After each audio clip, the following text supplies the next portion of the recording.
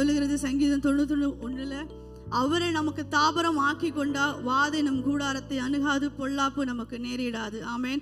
அதை தான் பாடணும். அவர் தான் உறைவிடும், அவர் தான் மறைவிடும், எல்லாமே அவர் தான். ஆமேன். இன்னொரு பாடலை பாட போகிறோம். ஒரு புதிய பாடல். நீங்கள் அநேக முறை ஒரு வேளை யூடியூப்பில் கேட்டிருப்பீங்க. ரொம்ப எளிமையான வரிகள். எங்களோடு கூட இணைந்து பாடி ஆண்டவரோட நாமத்தை உயர்த்துவோம். Thank you Jesus.